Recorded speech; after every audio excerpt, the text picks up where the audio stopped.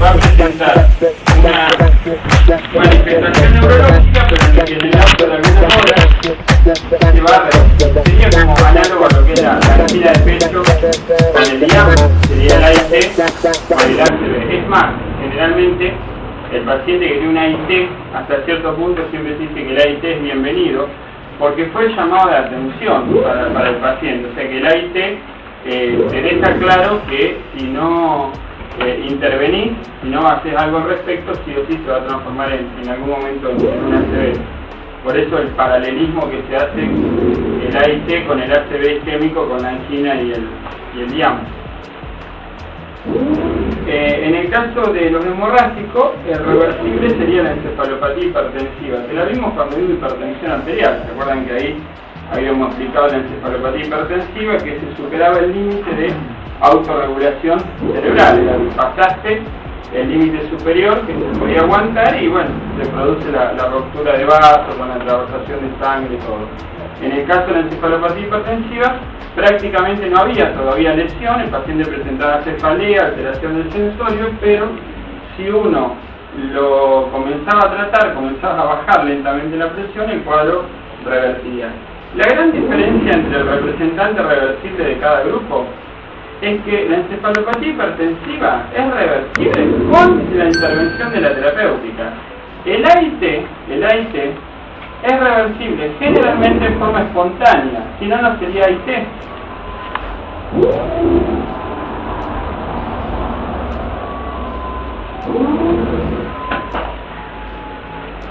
¿Con qué cerrar y prendemos el aire? No sé.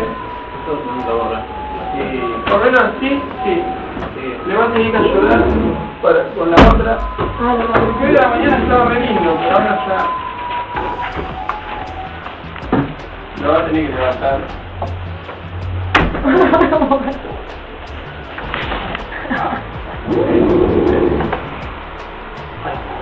Ahí está.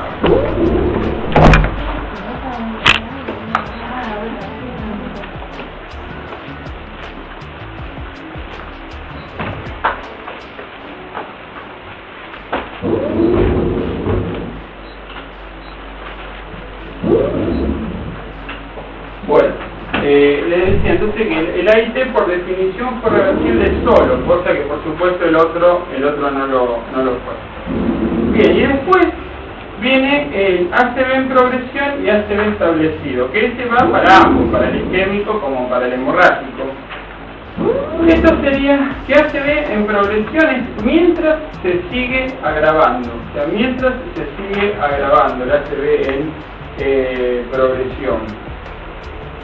Y se dice que es ACV establecido cuando pasaron 48 a 62 horas sin modificación, o sea, 48 a 62 horas sin que siga avanzando.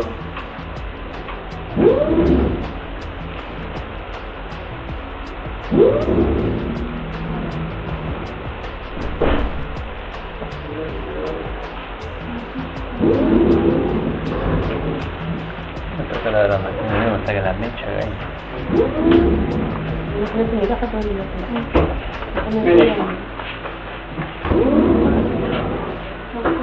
Se va a tener que ubicar acá. Yo no les digo más que vengan a la mañana, Ya no se quieren levantar temprano, ¿sí? A la mañana somos 4 o 5, todos sueltos, ponen los pies arriba del banco, todo. Le decía que el ACV el ACV en progresión es mientras se sigue grabando, y tras 48 a 72 horas que no se modifique, se transforma en ACV establecido. Generalmente es cuando los mismos familiares del paciente te preguntan, te dicen, ¿cómo va a quedar del ACV? O sea, porque a lo mejor empieza con una parálisis facial y con el paso de la hora se transforma en braquio crural contralateral, y dice primero porque empezó con el juego de los bolsillos y ahora ya después siguió el brazo, después la pierna, se quiere saber qué más se va a seguir paralizando. Entonces tenés que explicar que se lo podemos contestar cuando hayan pasado 48 a 72 horas sin que se siga agravando. Cuando pasen 48 a 72 horas sin seguir agravándose, esto es ACV establecido. Y hasta acá llegamos, peor no va a estar. Después se supone que con el tratamiento, todo, se irá haciendo la recuperación. Pero eso es lo que sería el ACV establecido. ¿Está? Entonces, hasta ahí, eso va para ambos casos. Por eso habrán escuchado varias veces que siempre se dice que las primeras 72 horas de una ACV son las más críticas, porque en realidad es cuando se sigue grabando y necesitas saber que hasta dónde llegó, hasta dónde quedó como ACV establecido. Todo eso llama de tratamiento. ¿Cómo? Todo eso llama de tratamiento. Sí, ni hablar, o sea que ya está, pero igual, con tratamiento igual. El tema con los ACV es que vos tenés mucha fisiopatología, mucha expresión clínica, mucho diagnóstico, todo, pero a la hora del tratamiento se terminaron. A esta altura ya saben que de tratamiento mucho para hacer, salvo los que lo puedo crear o cosas así, pero mucho para hacer realmente no hay a nivel de tratamiento de los ACV. ¿Estamos? Bueno, bien, vamos entonces a arrancar con los isquémicos. Fíjense que los isquémicos pueden ser embólicos o trombóticos. Y respecto a cada uno de ellos, en el caso del embólico, es más frecuente en adultos jóvenes, pero aclaren que podría ser también en realidad a cualquier edad.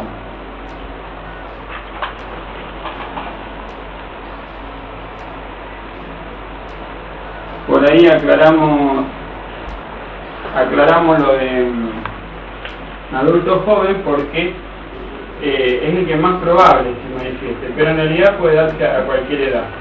¿Y cuál es el antecedente que tiene este paciente? El antecedente que va a tener va a ser el hecho de que tiene alguna cardiopatía emboligénica. Fíjense que puede tener una fibrilación auricular, una endocarditis, una cardiopatía congénita, alguna valvulopatía, o sea que tiene que tener alguna, sí o sí, alguna patología emboligénica a nivel cardíaco. Por eso en la fisiopatología, ¿qué pasa? Se desprende un émbolo a nivel cardíaco y podría haber terminado en cualquier lado, porque podría haber terminado en un vaso y dar un dolor en el hipocondrio izquierdo y no pasaba a mayores, pero bueno, el émbolo, mala pata, se fue a circulación cerebral y produce este tipo de ACV. Por eso fíjense que el comienzo es brusco y es en cualquier momento del día. O sea, comienzo brusco y en cualquier momento del día. O sea, en el momento en el que se desprendió el émbolo, ahí va a estar.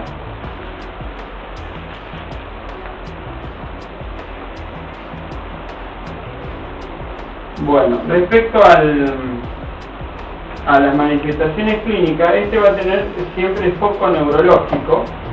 Foco neurológico podría ser una parálisis facial, podría ser una... Anoten, les digo varios focos neurológicos aquí. Un foco neurológico como una parálisis facial, una hemiplegia,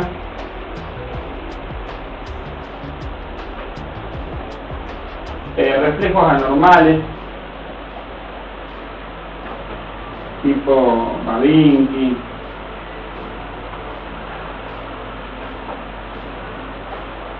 una espasticidad,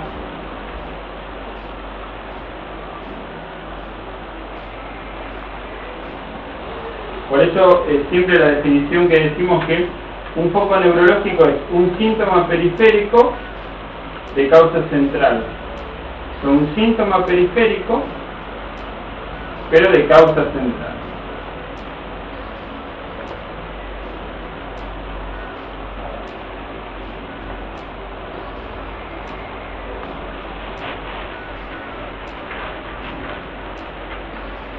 Bien, y generalmente tienen conciencia conservada, o sea, estos pacientes normalmente no entran en coma con esto.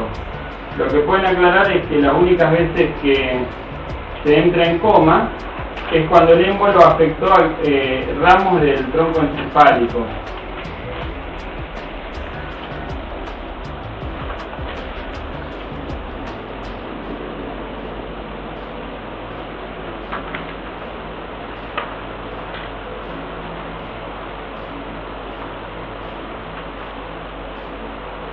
pero si no, generalmente está con la conciencia conservada. Bien. Así que más que el foco no vamos a encontrar. Después fíjense que si a este le hiciésemos un fondo de ojo, va a dar normal. Si le hiciésemos una punción lumbar, va a dar normal, o sea, no va a haber nada raro.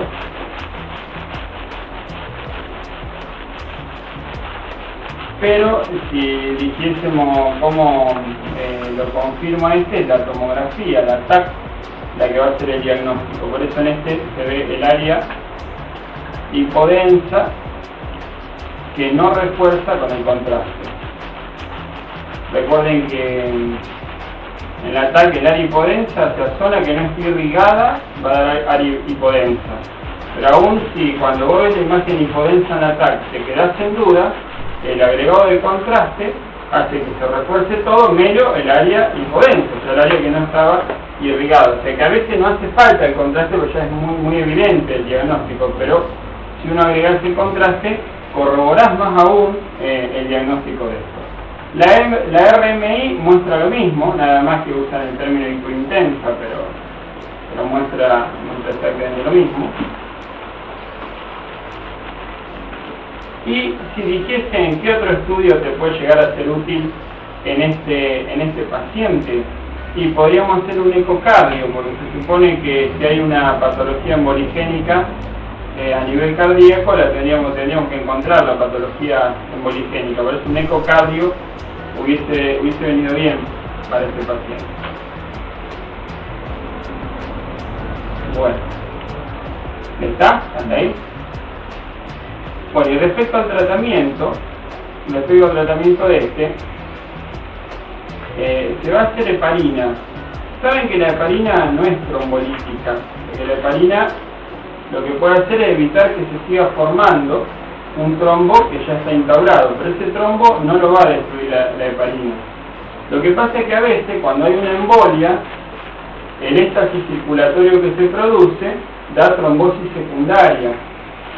O sea, aunque la heparina no me cure, por decirlo de alguna manera, el émbolo por lo menos me previene la trombosis secundaria. Por eso la indicación de heparina a estos pacientes.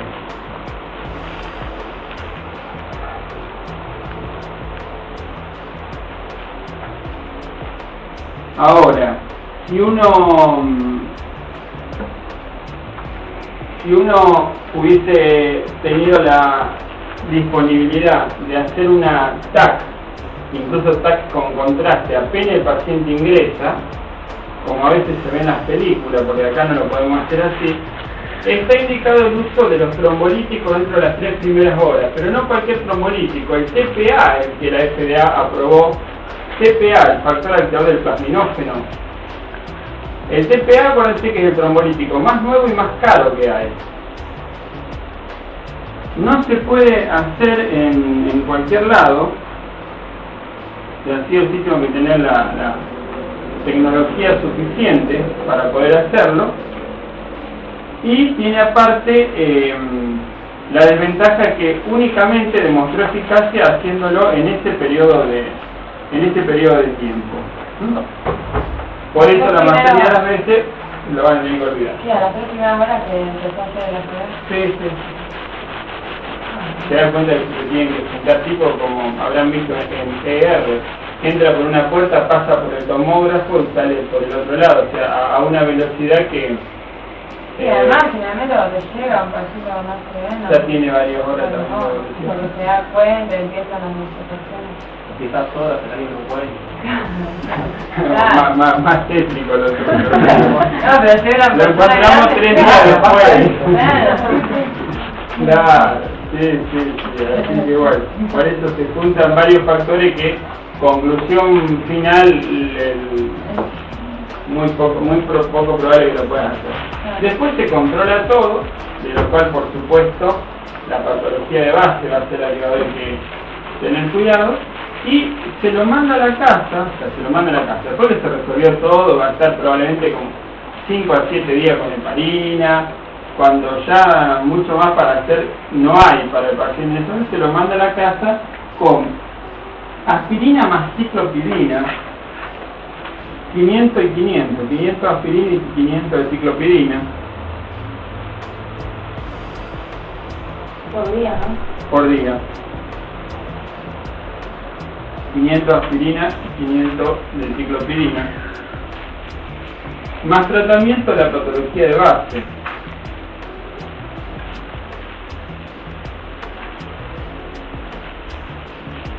Porque si el paciente tuviese una FA, probablemente también encima se vaya a anticoagular.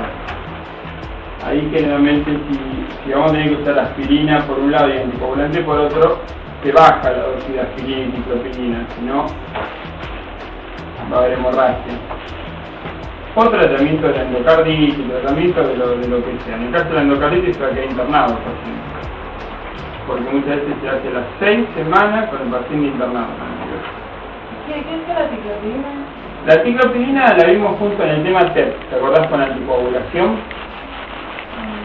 Las últimas hojas de TEP es un antiagregante igual que la aspirina, pero la ciclopidina se usaba en el alérgico a la aspirina, daba aplasia médula ósea como efecto indeseable y era más cara que la aspirina.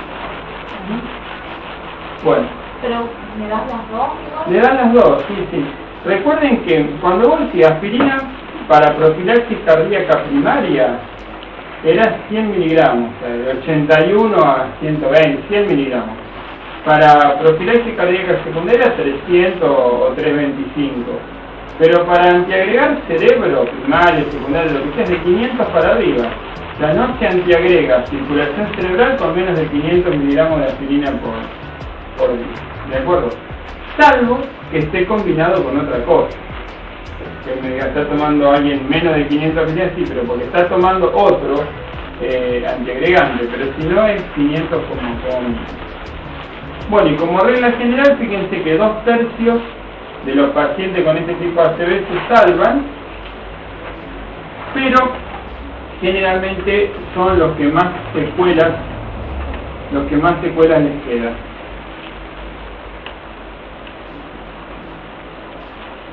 Muy bien. La dosis de heparina, la misma que vimos en TEP, exactamente igual. ¿Se dan cuenta entonces por qué lo del comentario de que al final del punto terapéutico no es mucho lo que tenés para hacer? ¿Vieron pacientes con ACV en las guardias? Les tocó, porque ACV es re común, o sea, en una guardia de 24 horas de un hospital importante es raro que no vea un paciente con ACV, ¿no? Así que es raro que no se vea un paciente con ACV todos los días. ¿Listo este? Vamos al otro. El otro es el ACV isquémico trombótico. Este es el del paciente generalmente anciano y que las tiene todas desde el punto de vista trombótico. Fíjense que es un paciente que tiene aterosclerosis generalizada, cardiopatía isquémica, dislipidemia, diabetes y tuvo antecedentes de AIT. Pero a veces no le dieron bolilla a esos antecedentes de AIT. A veces vos le preguntás a los familiares y te dicen, sí, le pasó 2 o 3 veces de que se le empezó a paralizar la boca, pero como en 2 o 3 horas se le fue, no le hicieron caso. O sea, te están nombrando que había tenido AIT y que no le dieron bolilla. Pero pasa eso. Pero como ven, tiene dislipidemia, tiene de todo. ¿Cuál va a ser el mecanismo acá? Va a haber espasmo y agregación plaquetaria sobre la aterosclerosis de base. O sea que va a ser muy parecido a la fisiopatología del LIAM. Igual que el caso del LIAM. Es más, el horario de esta es prácticamente el mismo, porque generalmente se produce también así a la mañana temprano, como en el caso del LIAM. ¿Cuál era el pico horario del LIAM? Las 9 de la mañana. Y este también generalmente puede ser un poco antes, pero generalmente es ahí. Fíjense que es comienzo gradual y con la conciencia conservada. Comienzo gradual, por eso que les decía, a veces el paciente te dice, que primero sintió que como que no podía mover una parte de la cara. Después que le costaba pronunciar palabras. Y por último directamente disartria, o sea que incoordinación total para pronunciar. Después se agrega el resto de la parálisis, o sea, la hemiplegia brachioplural, pero generalmente comienzan como parcial. Bueno, conciencia conservada. Después, en el examen físico todos tienen, igual que el otro, o sea, el foco neurológico, como estábamos diciendo recién, y en el examen físico soplos carotidios va a tener. Porque es bastante común que el paciente ya tenía una aterosclerosis generalizada con aterosclerosis de las carótidas. Entonces una circulación cerebral que está borderline con ateromas de carótida es directamente bien propicio para que se transforme en una ACV. Bueno, después el fondo de ojo van a tener la retinopatía aterosclerótica, podrían tener retinopatía diabética también, si los jueces, se suman la retinopatía de todas las patologías de base que el paciente pueda tener.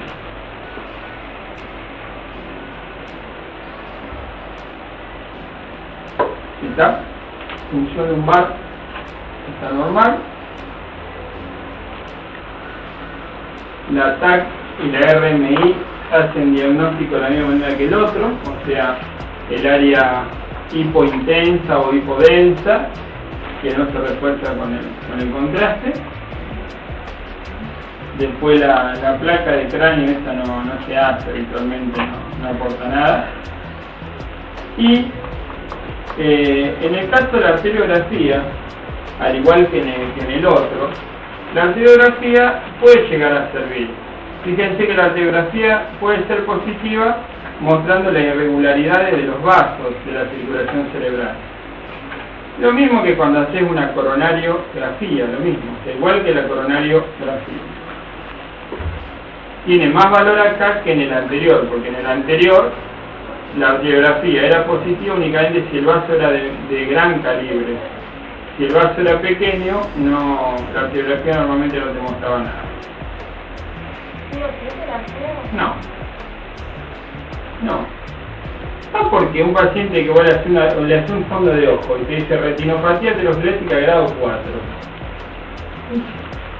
¿qué te va a aportar la arteriografía? Ya sabes, tenés el diagnóstico con la TAC y vos sabés que el fondo de ojo es un reflejo de la circulación sistémica, pero sobre todo un reflejo de la circulación cerebral. Así que... ¿Y cuándo sería indicación? Cuando tengas mucha duda diagnóstica.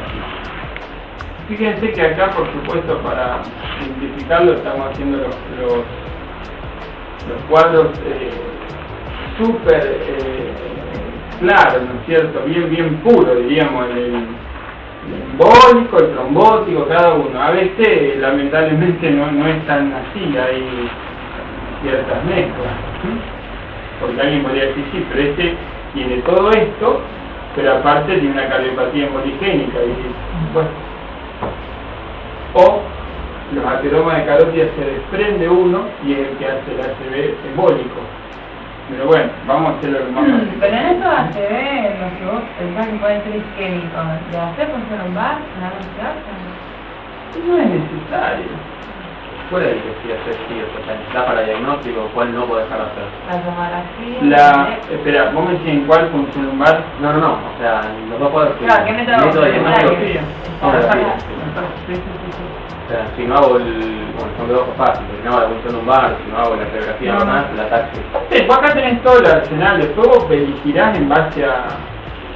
Por ejemplo, una en la cual la función lumbar es obligatoria es la subaracnoidea. Claro.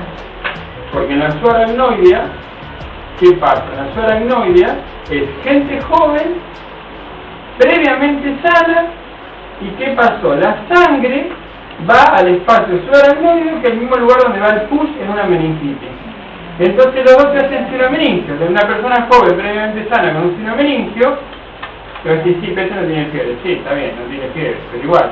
persona joven, previamente sana, con lesión de meningio, que tenga o no tenga fiebre me importa muy poco, voy a tener que hacer una punción lumbar porque necesito saber si hay cubo o sangre. O sea que esa es súper obligatoria hacerla. Como que cada uno tiene su método. ¿Está? Claro, pero le da el paciente, la presentación, Pero no le seguro. indicando que hace Y que vos fijate, mirá cuál es el primer dato, el primer renglón de cada uno. ¿Quién es el paciente? Fíjate quién es el paciente, por eso es importante manejar bien esto, porque vos te ubicás quién es el paciente, o sea, es fundamental ver quién es el paciente. Y a veces los antecedentes, fíjate que no existe un método complementario, pero dice, sí, él tiene colesterol alto, es diabético, te hacen un relato de decir esto, no se le va a romper un aneurisma, o sea, se supone que tiene que haber sido alguna de todas las otras. O el otro que te dicen, sí, él fue siempre hipertenso, pero nunca toma los medicamentos, come con sal. Ese es un intraparenquimatorio. O sea, la intervención clínica es fundamental. Yo preguntaba por hace 10 días en mi casa mi tío hizo una CB. Oh, pero ¿por no, qué? y porque si vos lo mirás, ya creo que le falta tatuarse acá para todo de riesgo. O sea, Claro, tiene todo. de Claro. 150 kilos, Claro. 35 años. Claro. Entonces, pero no me comentaron que hubieran hecho una tomografía, por eso lo pregunté, también tenía idea que era lo que se hacía, pero al día de hoy, o sea, quedó, o sea, lo único que hizo fue la diagnosia, nada más. No tiene otra cosa que no sea eso, pero no lo evaluaron con ninguna otra cosa, o no me comentaron. Yo pregunté, pero no me dijeron nada. Y el ataque obligatorio. Pero bueno, todo es conversable, diríamos. Papá, ¿pero lo medicaron? ¿Eh? ¿Lo medicaron? Sí, se internado hace 10 días, o sea, Ah, le hacen no, le hacían hoy, Parina, ¿no? le hacían hoy el fondo de ojo, un ecodoppler de carótidas y ya con eso terminaban el estudio, pero como no, o sea, me nombraron el fondo de ojo y el ecodoppler, no me nombraron la talla, supongo que se lo gané. Sí, capaz que ya era muy evidente que... Bueno, por eso el mismo dice que venía con el cartel, que venía demasiado. Igual usted en el examen diga que hay que hacerla. ¿Está? En el caso, a lo mejor, no sé, el ataque era muy cara, no había disponibilidad o lo que sea. No, igual que lo empezó a la noche, a las 6 de la tarde lo empezó. Se fue en auto y no volvió. Y apareció a las 4 horas, tenía que ser 2 cuadras. Apareció a las 4 horas que no se acordaban dónde había estado. Y a la mañana tiene un amigo médico y hizo ir hacia el hospital. Quedó con el auto chocado. Seguro que fue una CB, ¿no es cierto? Chocado. No, estuvo el auto todo chocado. Algunos más pensados. No, llegaron a el auto chocado todo lo de la derecha. Todo de la derecha, bueno, tiene la mianopsia que no es. Claro. O sea, eso es lo único que tiene en este momento. No, por eso, algunas veces demasiado evidente el diagnóstico, pero igual. O sea, hablemos del examen y digan que el ataque no lo interesa. ¿Sí? Yo tengo a mi abuela que tuvo un ACV, pero trombótico. Coleada por todo así. Hicieron todas, la tomografía, la ecografía, el cateterismo. Claro. No sé si el cateterismo era necesario o no. A los ¿Cardíaco? 25 años. No, arteriografía. No, la arteriografía, Claro. sí. Pero no sé si era tan necesario. Hace muchos años todavía. Yo no el tema. no me animaría a decirte sí o no, porque Además vos que me estás tengo diciendo no era otra, necesario, porque ¿para qué? Si ya sabes lo que te va... A mí me explicó que tenía una displasia, una alteración en los vasos, A veces por ahí se mal usa el término displasia para la aterosclerosis generalizada, pero probablemente no hacía tanta falta. Bueno, otro método complementario, si te dijesen, te dejamos un método complementario más, y agarren el ecodoppler carotidio, obviamente. Lo que vos estás diciendo que le van a hacer, el ecodoppler carotidio, porque quiero ver las carótidas, como están, se supone que...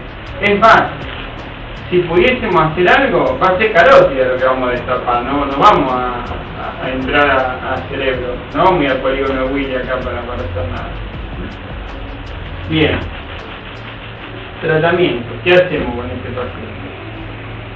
Se trata en parte con, agréguenle heparina, yo acá no lo puse el idem al anterior, heparina igual que el otro,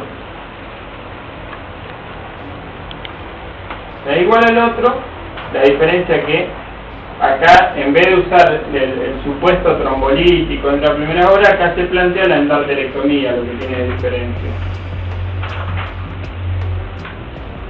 Es endarterectomía carotidia.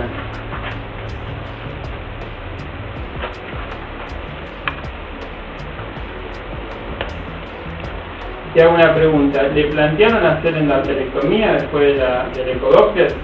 Hasta donde yo sé, no, porque encima, o sea, es transmitido que mi tía habla con mi vieja y mi vieja conmigo, o sea, claro, que era por teléfono de compuesto. sí, le dijeron, no, le van a hacer hoy un fondo de ojo y así le ponen un stent, me dijo,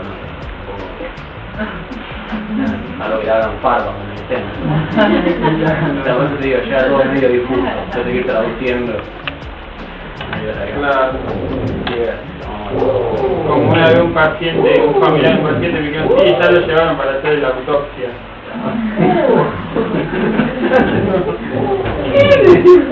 Y después yo la biopsia, obviamente, pero entre biopsia y autopsia era más o menos lo mismo.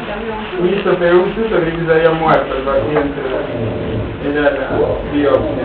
Acá la endarterectomía, fíjense que tenés que tener 3 condiciones para hacerla. Bajo riesgo quirúrgico, cosa que tu tío con 150 kilos, dudo que alguien se la quiera hacer. O sea, bajo riesgo quirúrgico, que no se te muera la cirugía. Obstrucción más del 50%, ¿por qué? Porque la estadística te dice que si tiene una obstrucción menos del 50% no se nota la diferencia después de la endarterectomía. ¿Para qué misión la endarterectomía si es igual que antes? Pero obstrucción más del 50% se nota la diferencia. Y que sea fácil abordaje. ¿Qué es fácil abordaje? Yo dije directamente en la endarterectomía carotidia, pero en realidad el polígono de Willy está formado por la anastomosis del vértebro basilar con carotidio.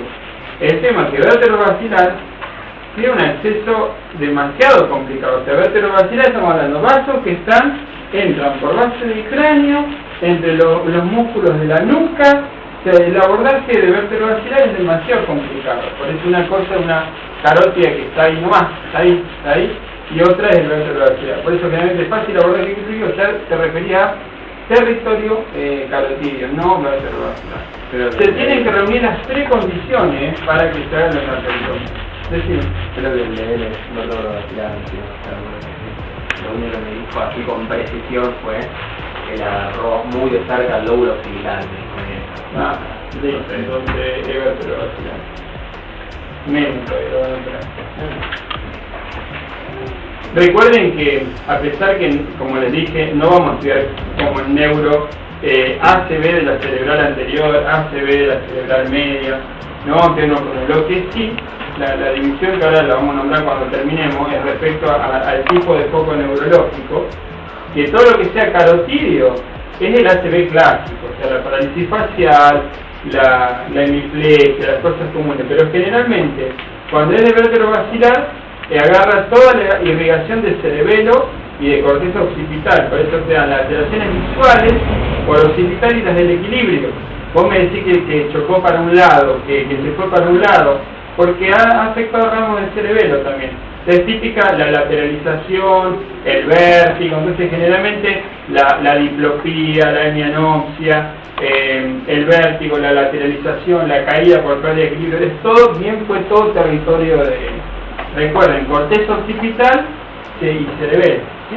Y a veces, si son ramos, los primeros ramos son los de tronco encefálico y ahí generalmente te va al tacho. O se entra en esos síndromes raros. ¿Escucharon el síndrome de cautiverio? ¿Sí? Que ese, por favor, pegarle un tiro directamente si entra en eso. Porque ¿qué pasó? Son ramos que irrigaban a la sustancia reticular. Entonces directamente, bueno, te hacen un sueño forever. Así que esta por ahí la gran diferencia entre lo que sea carotidio, que agarra cerebral anterior, cerebral medio, y lo que sea vértebro basilar, que agarra toda la zona de atrás.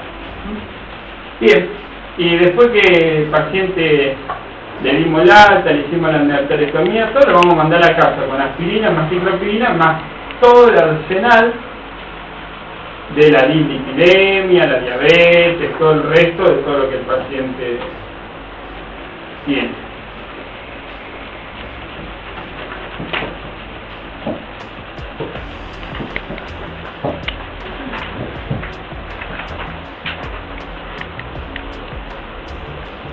Bueno, fíjense que los mismos ejemplos que ustedes, que tanto el que nombraste vos como el que nombraba ella, se pueden ubicar donde iría. Fíjense que lo podés ubicar. O sea, nada más que con lo que están contando antecedentes ya lo podés ubicar al paciente donde va.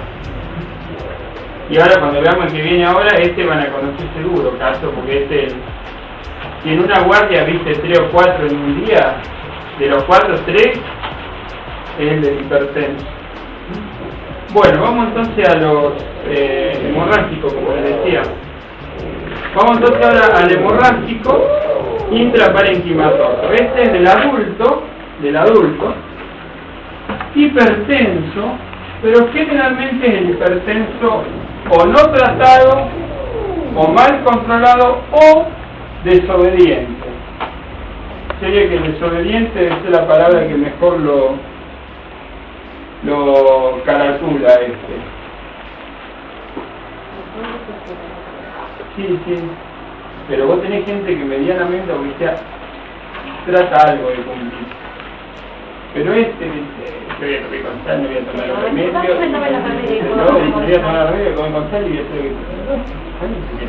lo que quiero. Así va a terminar. El tema hoy a la mañana me decían también, porque alguien contó también por un familiar, dice, lo peor que ni siquiera pudimos reclamárselo, dice, porque entró en coma ahí al toque. Claro, por eso generalmente ni siquiera pudimos retarnos, se dan dando el gusto de decirle, viste lo que te pasó, por no...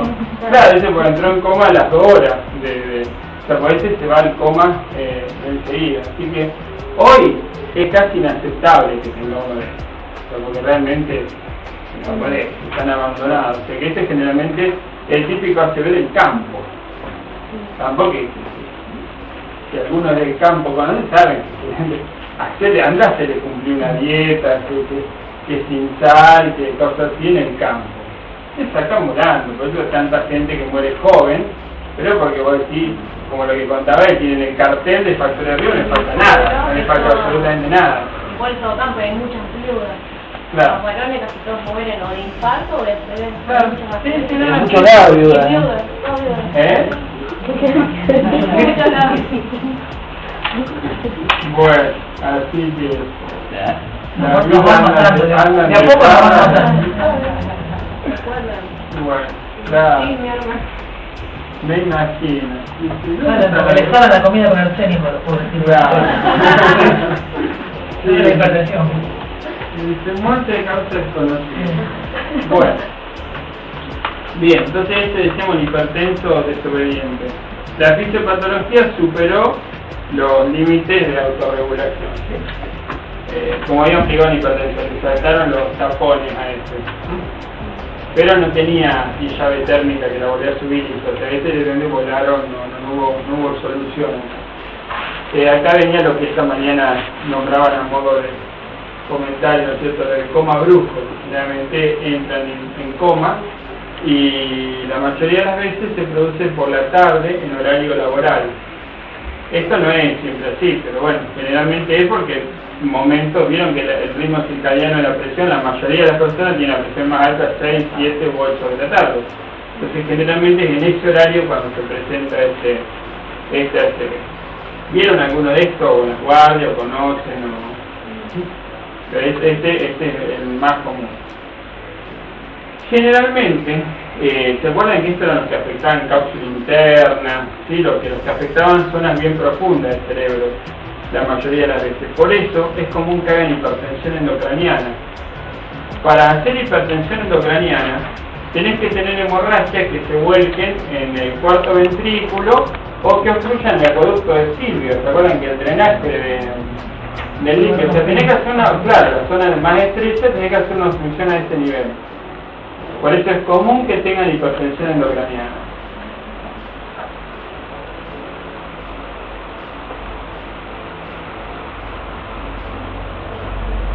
A veces el paciente, los minutos previos a entrar en coma, se quejaba de una tremenda cefalea, pero por el hecho de que ya estaba con la crisis hipertensiva. El paciente a lo mejor ya hacía horas que estaba con la crisis hipertensiva con hipertensión endocraniana y después se instaló el cuadro completo.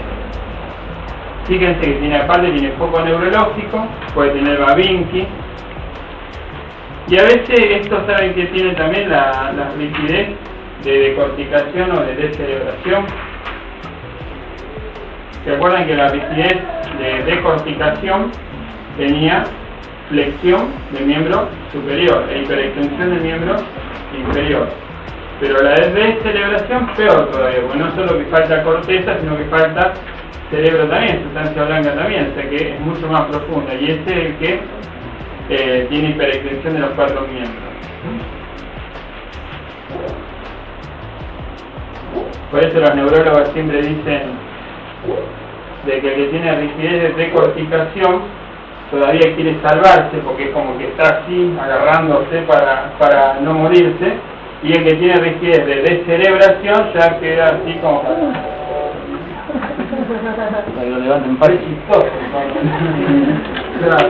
Eso para los familiares, ese chiste para los familiares. Claro, por favor. Qué desagradable. Bueno, así que si le hacen un fondo de ojo a tener retinopatía hipertensiva grado 4. Grado 4 porque es el máximo grado 4. Si hubiese grado 5, 6, 7, eso lo hubiese tenido, obviamente, porque no cumplía nada. Y por supuesto va a tener edema de papila. Tenés dos razones para tener edema de papila. La retinopatía hipertensiva grado 4 ya tiene edema de papila, la grado 4. Y la hipertensión endocraniana, la edema de papila. Así que tiene doble razón para tener edema de papila. Bueno, y ahora vamos a entrar a discutir. Función lumbar. La función lumbar teóricamente está contraindicada. Tampoco sería imprescindible hacerla, la función lumbar acá. Recuerden que la hipertensión endocraniana no es contraindicación absoluta de la función lumbar. No es contraindicación absoluta de función lumbar, es contraindicación relativa. Contraindicación relativa quiere decir que si podés usar otra cosa, si podés usar otro medio diagnóstico, si podés arreglártela de otra manera, arreglalo por otro lado y no uses la función lumbar. Pero en el caso de que no quedase otra, la función lumbar podría hacerse aún con una edema de papila, pero habría que hacerla con mucho cuidado. Mi recomendación es que los que mejor hacen la función lumbar son los anestesistas, porque viven clavando espalda los anestesistas, así que generalmente si en el servicio tienen algún anestesista, lo llaman y que con todo cuidado sea el que se encargue de la función lumbar con toda precaución. En orden de el mejor y el que le sigue, para mí el que le sigue es el neurólogo, para hacerlo porque también es el que hace función lumbar, pero sigue insistiendo que el anestesista, imagínense que viven haciendo peridural y raquidia un montón por día, o sea que realmente clavan una espalda con una habilidad que realmente es asombrosa. Se hace con mucho cuidado, ¿sí? Se hace con mucho cuidado si hay hipertensión endocraniana, pero aclaren acá que si se puede evitar sería lo mejor y no tener que discutir con nadie si estaba bien o estaba mal. ¿Qué les han enseñado? ¿Qué han visto de hipertensión endocraniana y función lumbar? No, como de hoja de más papila, tenés un medio controlado, la podés hacer. Sí, está en la medicina interna, si se puede hacer, pero esto vuelvo a decir. Realmente tendrías que tener mucha justificación, tendrías que tener alguien que la... les cuento una cortita, que no me pregunten dónde fue. Haciendo, también, dos residentes, haciendo una punción lumbar en un paciente con hipertensión endocraniana, uno va clavando, va poniendo la aguja, clavando la jeringa así, cuando pasa el ligamento amarillo, ¿sí? Sale el émbolo de la jeringa, ¡plum!, para atrás. Salió, o sea, la presión intracraniana que tenía salió, ¡plum!, y lo taparon con la mano. Obviamente lo taparon con la mano y sacaron. El paciente ni se enteró, estaba tan alta la presión intracraniana en ese paciente, menos mal que estaba tan alta, que no se enclavó, porque acá el problema es que se te salgan varios mililitros y hagas una enclavada de una microarterial o del propio tronco encefálico y lo matás directamente de un paro respiratorio cardíaco ahí. Se ve que tenía la presión tenía hipertensión de craneal tan grande que cuando pasa esto, estos dos quedaron blancos, loco. Menos mal que la estaba haciendo tapa, lo sacan, quedaron los dos que estaban, después van a aguantar, dice, yo casi muero yo de una arritmia. No viene cuando lo sacamos, el paciente dice, dice, me realivió el dolor de cabeza. Claro, le habían bajado así que claro, le dijeron eso y se fueron casi sin interna de ellos. Tenía un reflejo para poner la mano. Sí, yo creo que redondo. Vos podés, no, dice que hicieron así, vieron pasar el émbolo directamente, no tengo ni idea de lo que es la hipertensión endocraniana. Así, lo gracioso fue que el cuerpo hacía, sí, se me alivió un montón. Eso estaban, pero casi mueren los dos que estaban en. Por eso les digo que busquen a la anestesista, está todo el día clavando espaldas, sabe cómo hacer las cosas, ¿viste? No. Hay procedimientos que podés saber hacerlo, pero ¿cuántas veces viste? ¿Cuántas veces esas cosas la práctica hace, viste? Así que por eso, bueno, es contraindicación relativa, pero diga mejor que traten de evitarlo. No necesito que viene residente. Mamá, una necesita y te viene residente, la necesita. Bueno, recuerda que si lo mandan es porque ya nada. Aún vos fíjate un R1 de anestesia, ya tiene que haber hecho 200.000. Encima lo agarran para todas esas cosas, así que tiene que, aún él tiene que haber hecho mucho. La TAC muestra el área hiperdensa, que refuerza con el contraste. Acá fíjense que ya es sangre, por eso área hiperdensa. Y si pusiese contraste, el contraste se extravasa. Así que se va y hace refuerzo aún en el área de la hemorragia.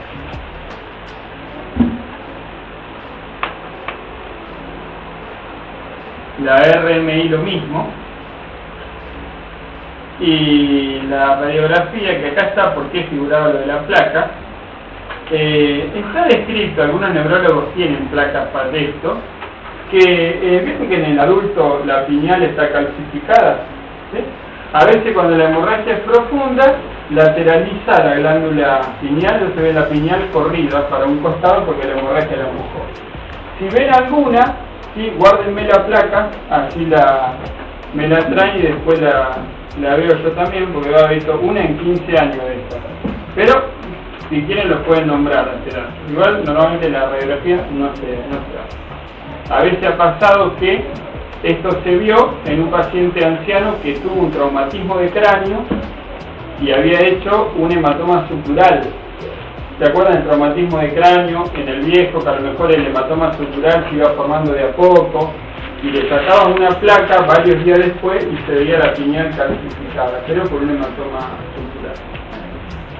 Bueno, después la arteriografía no se hace acá porque se extravasa la sustancia de contraste, y si dijesen alguna otra metodología que quieras utilizar, tendría que ser el monitoreo de la presión arterial, lo que más serviría para ese paciente.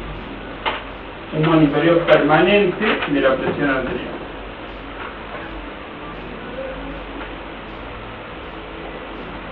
Bien, tratamiento. Hay que poner un catéter balón en líquido cefalorraquídeo porque hay que controlar permanentemente la presión del líquido cefalorraquídeo, y hay que descender lentamente la presión arterial. Ubícanlo para medir, ¿sí? Líquido cefalorraquídeo.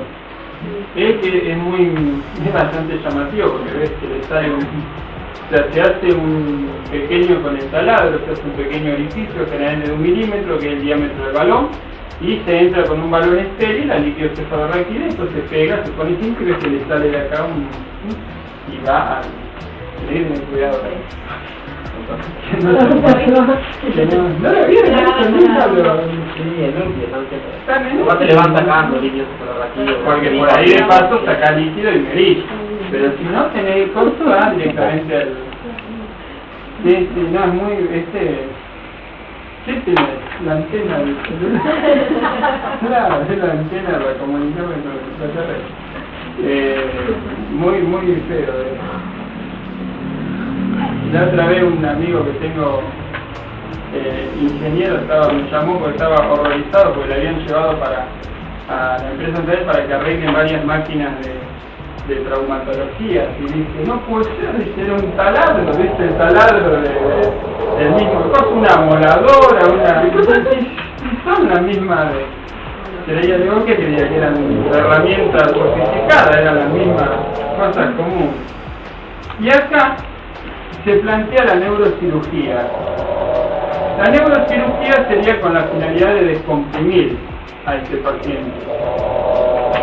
Ahora, hagamos con un ejemplo.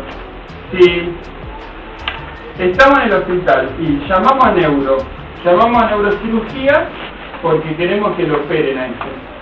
En neurocirugía te van a preguntar dos cosas cuando llames. Te van a decir si el paciente se está profundizando el coma, porque si se está profundizando el coma, se muere el paciente, así que sí o sí hay que operarlo, porque la hemorragia está afectando generalmente centros neurológicos importantes, está haciendo arritmias, depresión respiratoria, se está profundizando el coma, y te van a preguntar dónde está la hemorragia.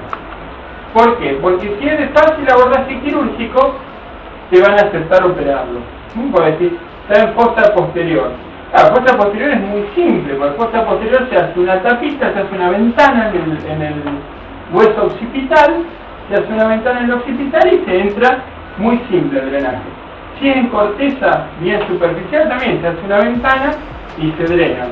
Ahora, si te pregunto, ¿dónde está la hemorragia? En base de cráneo. De la idea te hacen te cortan, ni te contestan, entonces te va a operar y todo, te va a morir en la cirugía.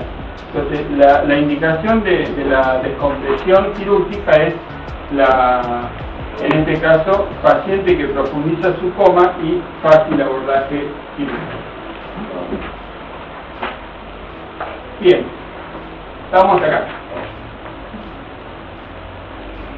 Como ven de este grupo, 2/3 se mueren de los que tienen hemorrágico y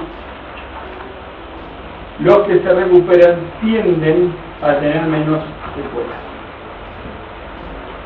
Una a favor por lo menos tenía que tener. Bueno, vamos al último.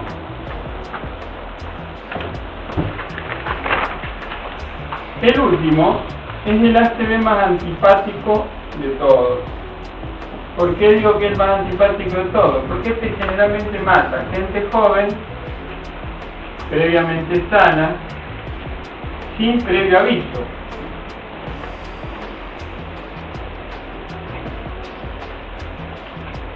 Digo, ¿y qué antecedente tenía este paciente? O no tenía ningún antecedente, o por ahí se quejaron 2 o 3 días previos de una cefalea extremadamente intensa que nunca habíamos tenido, que había tenido, ¿sí? Nunca la había tenido. Yo tengo un conocido que tenía un primo que falleció a los 22 años, y ¿cómo es? Y empezó a ver que le dolía la muela, y después se le hizo una cefalea. Creo que 2 horas en coma. Sí, este generalmente se manda al coma de un saco. Así que o no tenía nada o se quejaron de cefalea unos días previos. Una cefalea intensa. Después, fíjense el mecanismo, se rompió un aneurisma congénito. ¿Se acuerdan los aneurismas del sarcófago bullar, los del polígono de Willing? Lo que pasa es que eran aneurismas que estaban ahí y eran asintomáticos. Bueno, no tenías por qué tener ni el más mínimo síntoma de que tenías uno de estos.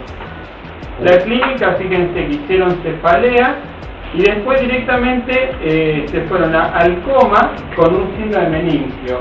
Y acá está el comentario que hice hace un rato, que acá la sangre se vuelca en el espacio subaracnoideo, que es el mismo lugar en el cual va el pus en una meningitis. El diagnóstico de esta generalmente lo que se dice que es relativamente sospechable es porque tenés el foco neurológico más el síndrome meningio y en ausencia de fiebre.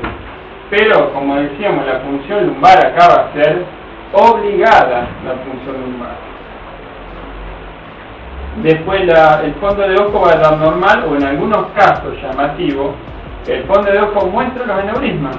O sea, los mismos aneurismas congénitos estaban también en el fondo de ojo. La TAC y la RMI hacen diagnósticos, se muestran el área hiperdensa o hiperintensa con el contraste, pero el verdadero diagnóstico de certeza en este caso es la arteriografía. Acá sí la arteriografía era la que daba la certeza absoluta porque muestra los aneurismas directamente. Si te dicen qué otro estudio querés hacer, miren, para este paciente mucho más para hacer no hay, pero se podría plantear el estudio a familiares. Y acá se arma una discusión con los familiares, una discusión de aquello, porque tenía aquel que te dice, mire, doctor, yo si tengo aneurisma, prefiero no enterarme, y si me muero. Tener otro que te dice, bueno, ya me lo voy a estudiar, y si aparece un aneurisma, ¿qué hacemos? ¿Viste? Hay que operar, no hay que operar, así que es bastante complicado. No sé, ¿vieron de esta? ¿Escucharon? ¿Puede ser una causa de muerte súbita? Es una causa de muerte súbita. Pasa que generalmente, a diferencia de la muerte súbita cardíaca, hace síntoma neurológico, pero es una causa de muerte súbita. Si vos le encontrás aneurisma a un paciente, a un familiar, por lo menos, si no lo operás, mucho para hacer no va a haber, pero por ejemplo se evitan algunas cosas. No lo vas a dejar ir al gimnasio a levantar pesas, por ejemplo, porque está asociado el esfuerzo excesivo, la maniobra de Valsalva, que saben que pueden romper aneurismas.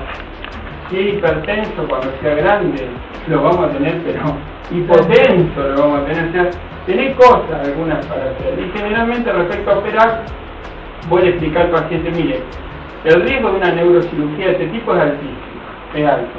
Ahora, si le encontramos 30 aneurismas, pero de los 30 aneurismas, 28 aneurismas son muy pequeños, o sea, no superan un 50% de diámetro más que el diámetro del vaso, la probabilidad de ruptura es ínfima, no se rompe nunca eso. Para que vos tenés un aneurisma que está en un vaso que tiene 1 milímetro y el aneurisma tiene 3 milímetros de diámetro, o sea que está superando 3 veces el diámetro, la estadística te dice que la probabilidad de ruptura es muy grande ese aneurisma. Entonces a lo mejor operamos estos dos nada más, o uno.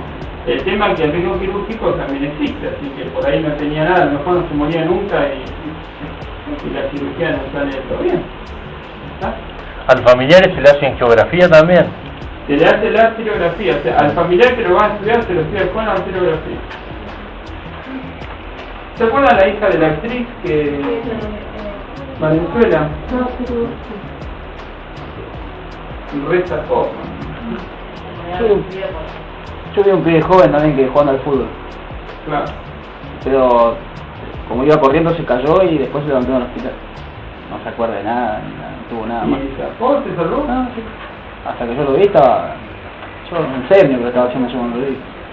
Una vez que RMI no me encuentro. Está bien. Pero es más o menos... Sí.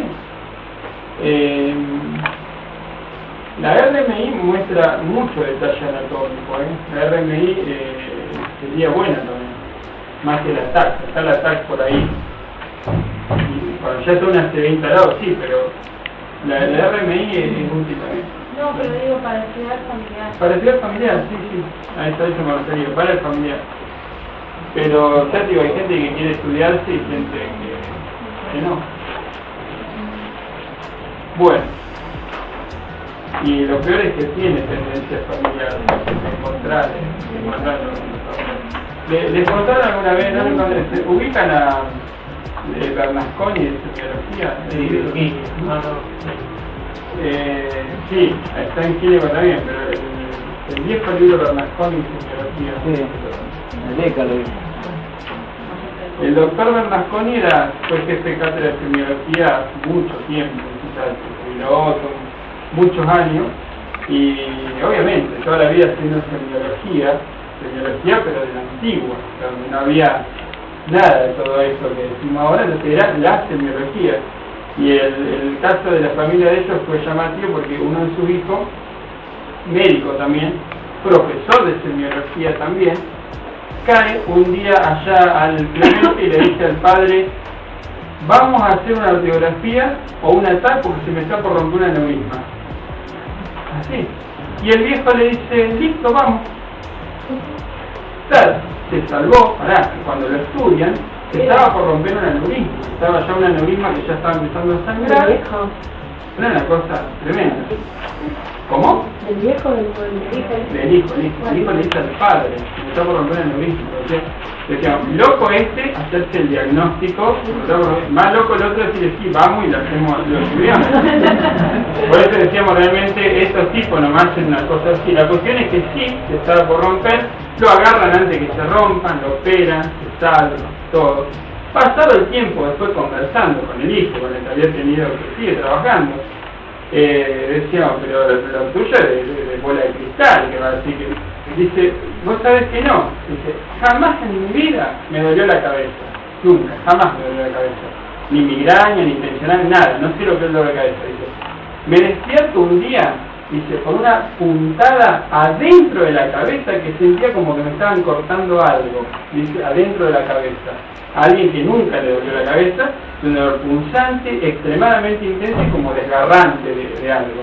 Dice, eso tiene que ser aneurisma. Y tenían un familiar ellos que había muerto aneurisma, porque había dando vuelta ahí un antecedente familiar. Así que probablemente sumaron todos los datos. Pero la mayoría de gente no tiene esa suerte con esto, finalmente agarra sin que conozcan nada. ¿Pero él fue con el dolor o se Fue le con el calmó? dolor, no. Con el dolor. Puede empezar el dolor y ceder, digamos, puede tener un día unas puntadas, seguir tu día tranquilo y a la semana que te... Sí, puede pasar. La regla no, la regla es que arranca el dolor porque cuando empieza a romper y sigue. Pero... ¿Cuál Bueno. era síntomas focales del otro tipo que nos habló? Este, Sí, el aneurisma. cualquier cosa puede hacer. Porque puede que se rompa y haga foco directamente. ¿Sí? ¿Y si esto es un aracnoide? A la vuelta el líquido, Si es por un aneurisma. no. No siempre. No siempre. No, porque tengo mi tío, por ejemplo, que No, tiene no. aneurisma y era después intraparenquimatoso. Sí, pero ¿qué edad tenía? 55. Y el hipertenso. El hipertenso. Bueno, También, no rompió un congénito. Rompió uno formado por la hipertensión arterial que generalmente son intraparenquimatosos. No, porque tiene otros más, Mauricio, que se supone que son de Conce y ya... nada, Pero la ¿cuál abuela fue otro también. más adquirido? Vos decías antecedente familiar que ya tenía. Y puede ser. Yo me inclinaría que fue uno por hipertensión. Pero puede ser. Así todo, cuando vimos hipertensión, explicamos que se rompía o se formaba. O sea, que podías ya tenerlo y que la hipertensión lo rompa intraparenquimatoso y no subaracnoideo como el espontáneo. Lo que normalmente se rompen espontáneos son los subaracnoides. Bueno, y el tratamiento es directamente quirúrgico, que es neurocirugía para descomprimir, y lo que se hace a veces es poner las prótesis vasculares, o sea, las prótesis vasculares como para remendar, diríamos, en este caso al vaso lesionado. Bueno, esto va a ser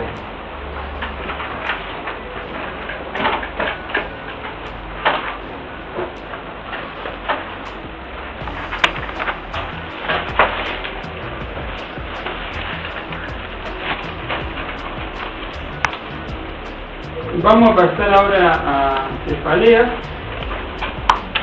que es otro tema de hoy.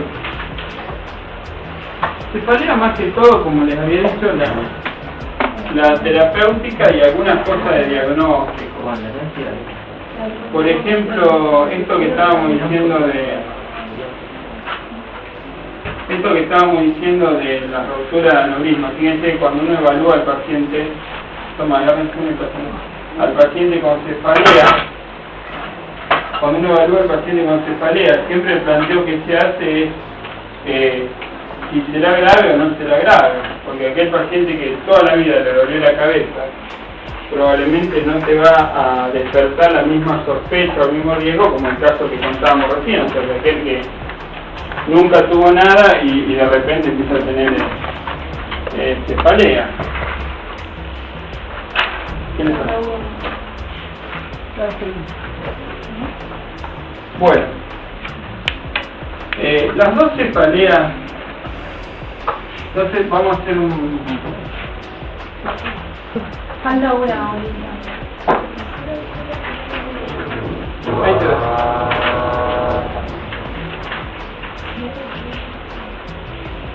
Eso. Les decía de... O sea, cuando el motivo de consulta sea cefalea, pregúntense si tiene pinta de algo grave o no, y generalmente la gravedad la van a sacar por los antecedentes, por la intensidad, por las características de la cefalea. Fíjense que en antecedentes podríamos decir, por ejemplo, aquel paciente que no tenía ni migraña ni tensional previa. Vamos a poner sin antecedentes, mucha intensidad, y las características, por ejemplo, que denotan gravedad, pueden ser las cefaleas que son matutinas, aquellas cefaleas que disminuyen al estar parados, porque significa que cuando me acuesto me aumenta la presión intracraneana, son muy sugestivas de tumor, y aquellas cefaleas que tienen el comienzo en el anciano, se piensa mucho también en ACV o tumor. O sea, que la intensidad va creciendo también, ¿no? Sí, como en el caso de recién, que sería acá intensidad, yo puse mucha intensidad, vamos a poner mejor así, vamos a poner mucha intensidad, o que vayan, como en el caso de esta, que vayan poniéndose cada vez. Pero fíjense que estamos sin antecedentes de migraña o tensional, con una intensidad sospechosa y bueno, con las otras características. Pero generalmente los dos grupos de cefalea que uno ve van a ser la migraña y la tensional.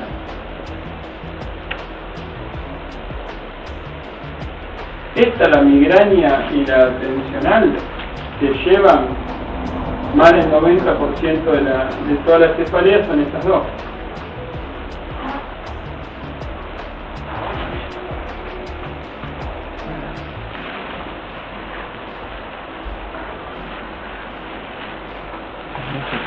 En anciano. Comienzo en el anciano.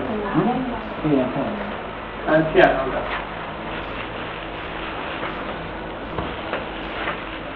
Bueno, y les digo rápido así las características más importantes de cada una de estas, migraña y tensional.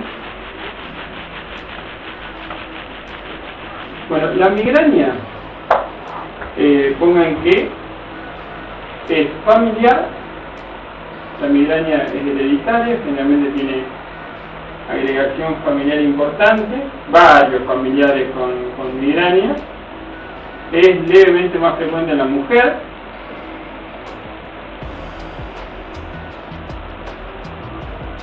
generalmente evoluciona por episodios,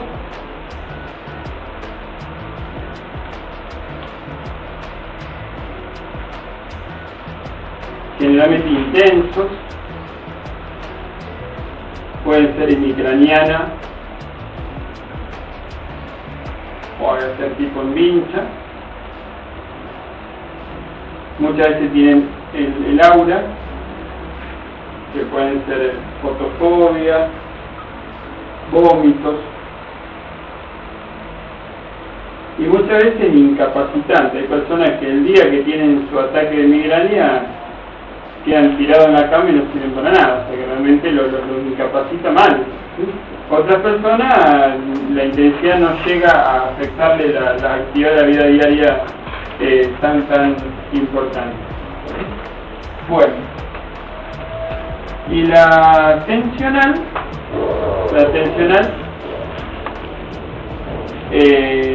se da generalmente en jóvenes o adultos jóvenes,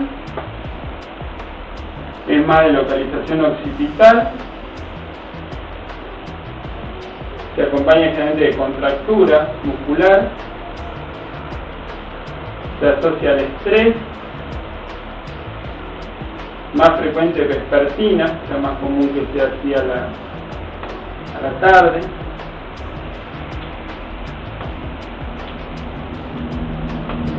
Y responde bien a los analgésicos comunes más relajantes musculares.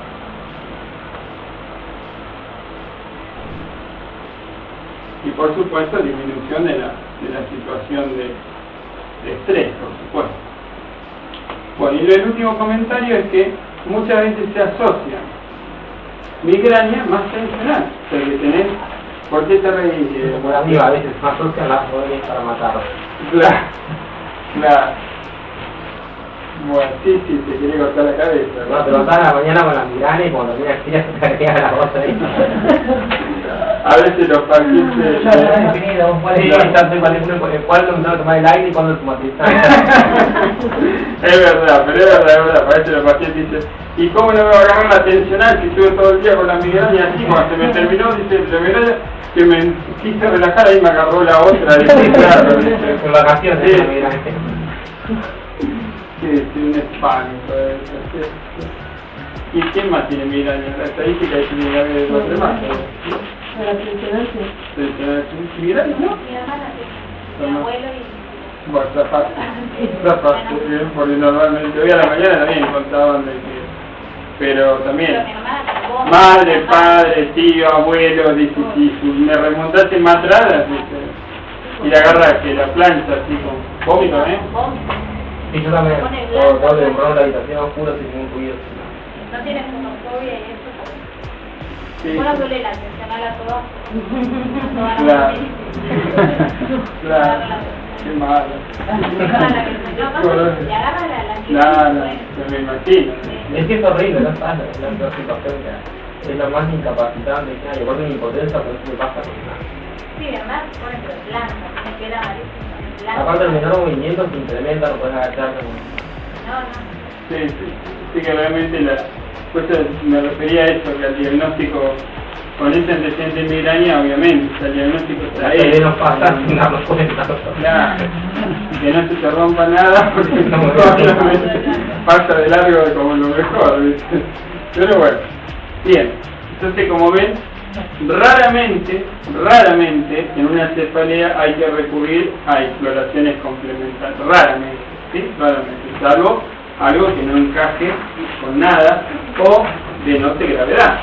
Pero si no, la migraña o la tensional no se estudian, o sea, no se hace método complementario para nada, ¿sí? Que ven que para la cefalea anda pidiendo cosas raras, todo porque es un currero que anda haciéndole gastar plata a la gente, haciendo electroencefalograma, pues, conozco 2 o 3 que se dedican a este tipo de cosas, claro, agarran de la migraña que no conocen mucho cómo es el tema, le hacen resonancia, le hacen lo despluman, sí, injustamente, por encima que le ve la cabeza, sí que ya están, que pesa 2 no se estudia, o sea, se gasta plata para esto, cuando tiene mucho sentido. Bien. Y vamos después le vamos a dar una leída porque hay algunos detalles para ver, pero vamos a la parte terapéutica. La parte terapéutica vamos a hacer así.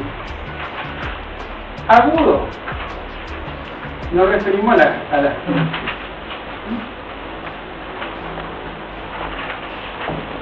El primer nivel para una cefalea, el primer nivel es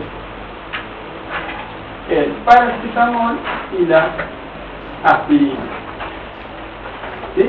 Allá, ampliando el comentario risueño, la risa de Marcelo, nadie va a venir a la consulta para que vos le recete esto. Obviamente, pues ya se lo dio con Pepe del kiosco. O sea que esto ya fue y lo compró por su cuenta. Y si lo hubiese calmado con esto, no hubiese venido a hablar con vos, obviamente. Entonces, esto descartado. Pero tenemos que dejar el orden. O sea, el orden es paracetamol y aspirina, primer nivel. segundo nivel. El segundo nivel es Daine. Daine en general, no pone Daine, no hay. Daines en general. Y bueno, dentro de los Daines, uno que tiene una absorción realmente rápida, efectiva, es el naproxeno. Naproxeno. Y también el ibuprofeno. Sí, el profeno no puede, no genera pelea. No. Es Daine. ¿Cómo efecto inicial, no? No. Probablemente con los ergóticos que pueden dar cefalea de rebote. No, naproxeno o ibuprofeno. Después tenemos que ver Daine como tema, pero ahí en Daine como tema vamos a hablar. Naproxeno generalmente 500 a 1000 miligramos día. Eso de los Daines era uno de los más potentes. ¿Sí dice naproxeno? Sí. Bueno, y el ibuprofeno generalmente lo más común es 400 cada 6 horas. El naproxeno puedes tomar 500 cada 12, por ejemplo, ya tenés 1000.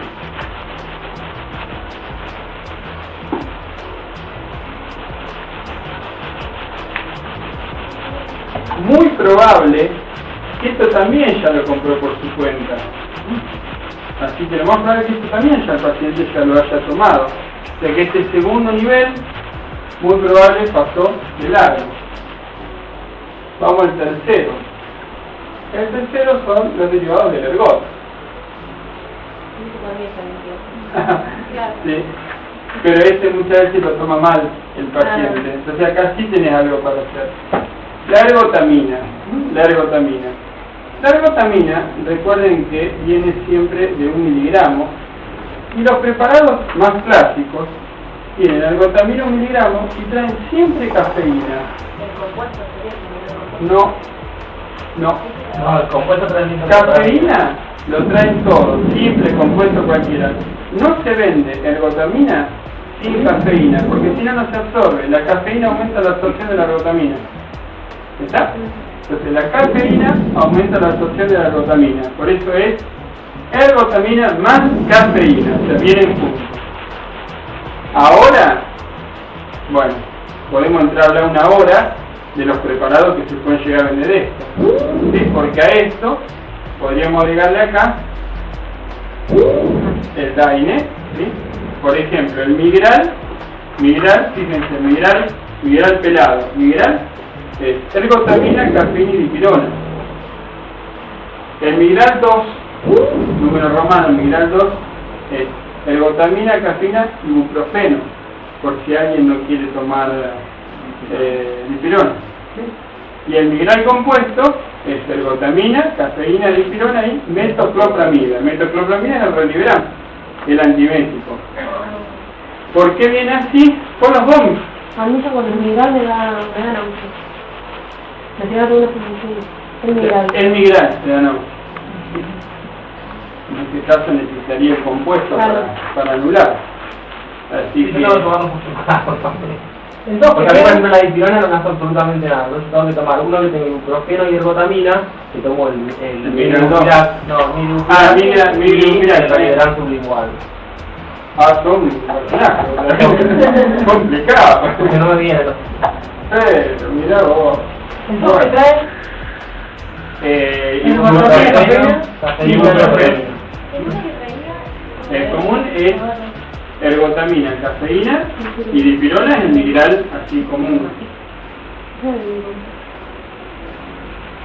Entonces, Migral común, ergotamina, cafeína, dipirona. Migral 2, ergotamina, cafeína, ibuprofeno.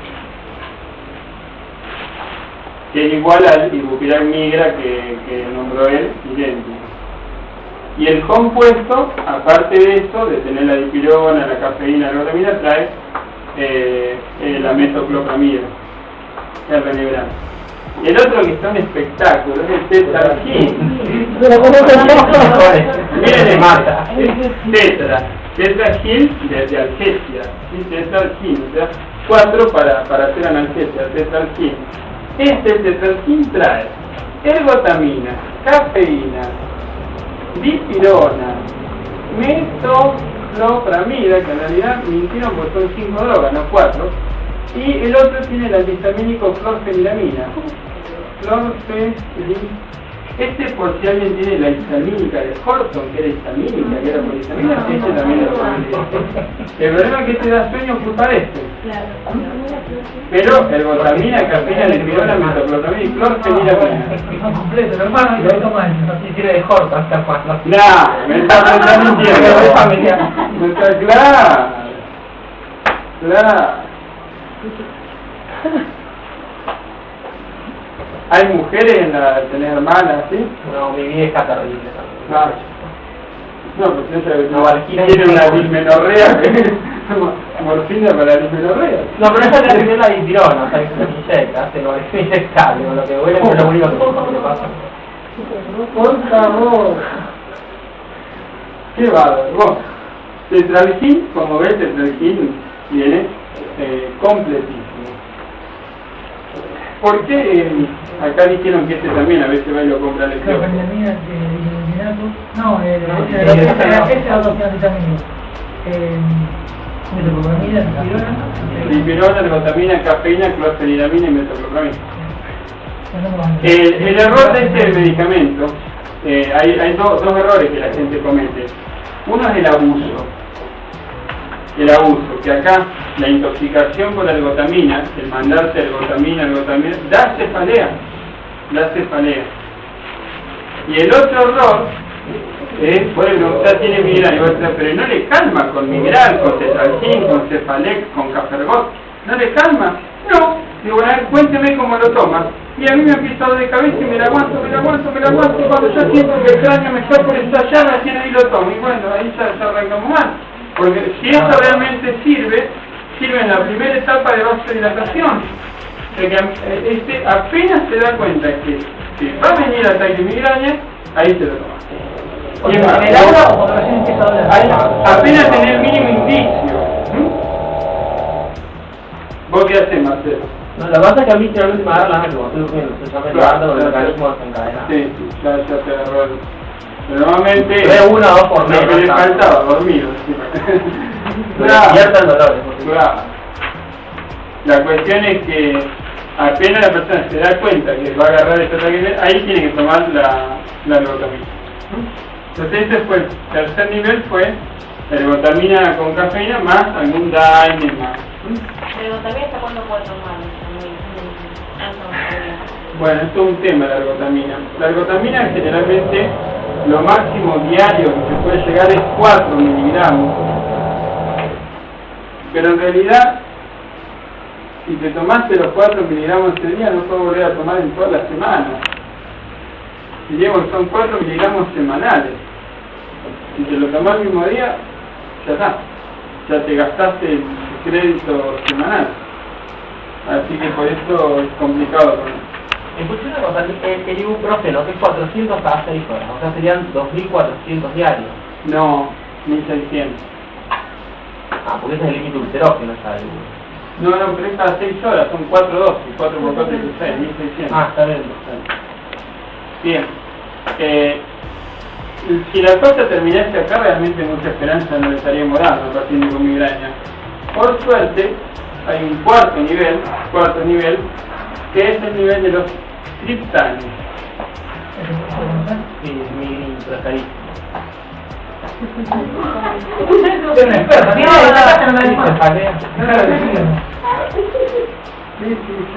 Llegamos un reportaje a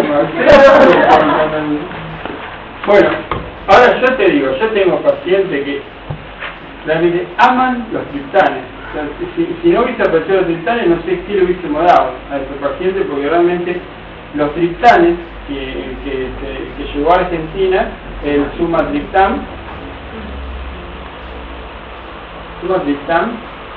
ahí están descritos muy bien, completos, con su contraindicación cardíaca, todo, pero son agonistas parciales de la serotonina. Imigran, el uno. Imigran. Y migrina en el otro. Sumatriptan. Y si quedamos con otro nombre, tendrá Marcelo. Migralex, No,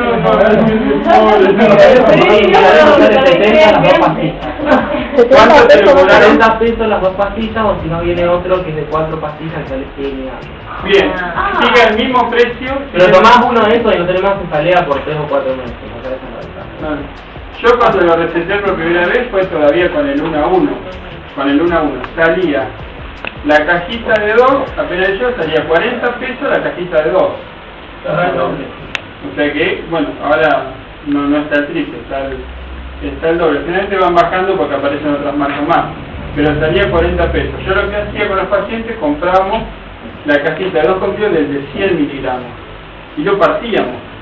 Entonces, por ejemplo, el paciente tenía OSDE que le cubría el 50%. Entonces, en vez de 40 pesos, pagaba 20. Lo partíamos, lo sacábamos 4 días de uso. Así que tenían 5 pesos por día. O sea que, digamos que... Pero el paciente me decía, yo pago lo que sea esto. Porque a mí, dice, el día que a mí me agarra esto, yo no trabajo. Si yo no trabajar, pierdo mucho no trabajando. Entonces, lo que sea, o sea, el precio. Por eso lo compraba, pero con todo gusto. Así que bueno, esto realmente es espectacular. Esto no tiene comparación en este momento los cristales de lo que son. ¿Cuál es el mecanismo de acción? Agonista parcial de la serotonina. Está descrito, y yo lo puse como generalmente esto no se conoce mucho por ahí. Así que los triptanes, imparables, tenemos. ¿Quedó hasta ahí? Tengo una pregunta. La dosis de los que son con ergotamina es un comprimido con el dolor. Está guante de que es el dolor, la dosis, Sí. para decir la paciente. Sí. Igual no se puede dar mayor de 40 o sea, el neuro te dicen que no lo dejes en mayor de 40. ¿40 años? Ajá. Ah, sí. El neuro te dicen y te lo dan como pésimo, perdón. Por la efecto adverso, digamos. Mayor de 40 años. Sí, decía. Por eso para mí... Sí, es un vasoconstrictor. Yo te diría, mayor de 40 años por la cuestión cardíaca, pero si el paciente no tiene ninguna patología cardíaca, no es hipertenso, no tiene que tener peso, no hay ningún problema. Pero bueno, después decidirán cómo usarlo. El tema es que estamos hablando de una patología como lo que él está contando, así son casi todos los casos. Porque estaba hablando que si vos decías paciente, pero te puede agarrar un infarto, no me importa, me agarra un infarto, quiero que se me corte de cabeza. O sea que estamos hablando de una patología que aún no siendo grave de que se muera por esto, pero es extremadamente desagradable. Bueno,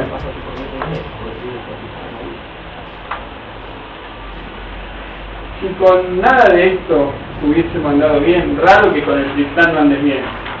Pero o ponerle que no pueda comprar triptán porque es muy caro, está el tratamiento crónico preventivo.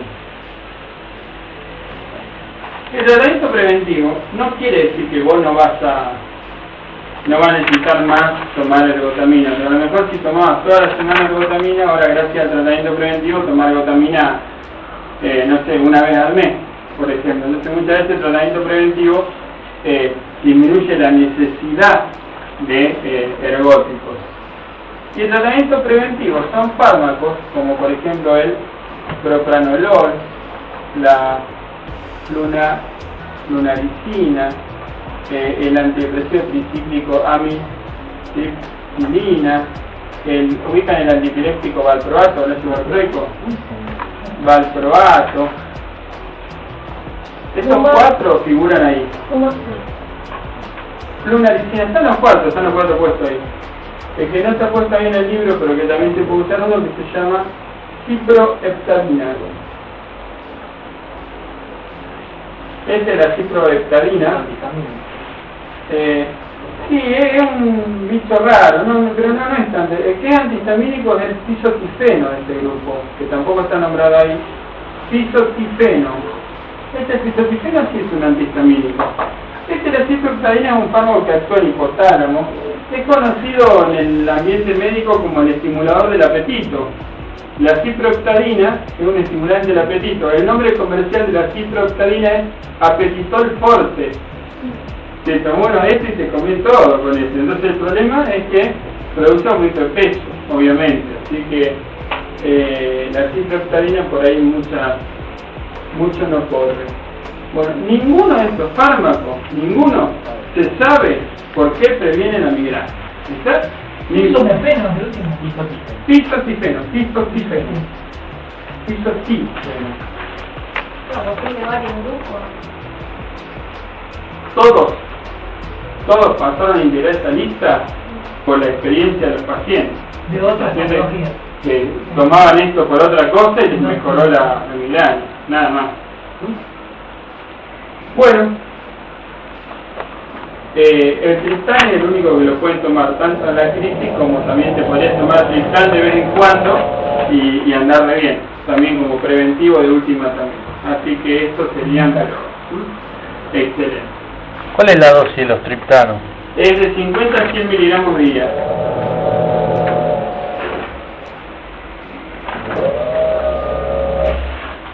Bien. ¿Quedó hasta acá? ¿Está? Bueno. Yo iba a leer a mano pero no va a dar tiempo, así que lo miran ustedes, total ya está todo explicado. Porque a la mañana dimos pares craneales, así que quiero terminar, alcanzar a ver pares craneales con ustedes también. Agarren un espacio. ¿Sí? Pares craneales no. Esto lo explico.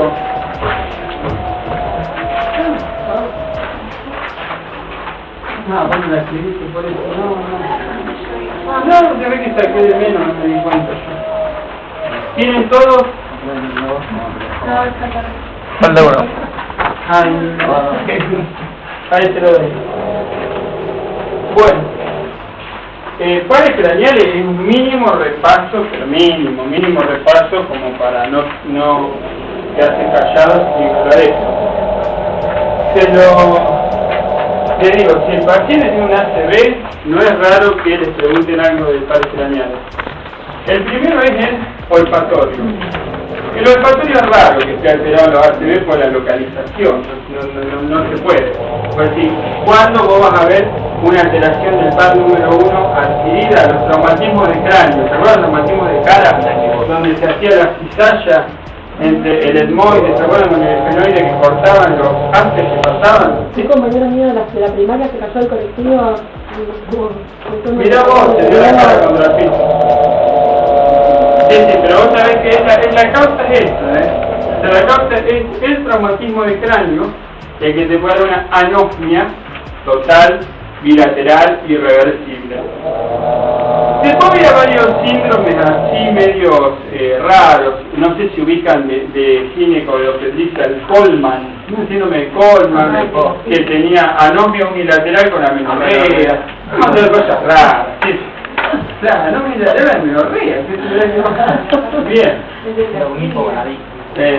Así que había varias así, pero después tenían la hiposmia transitoria por una rinitis, y se acuerdan las epilepsias con el aura que podía tener parosmia o cacosmia.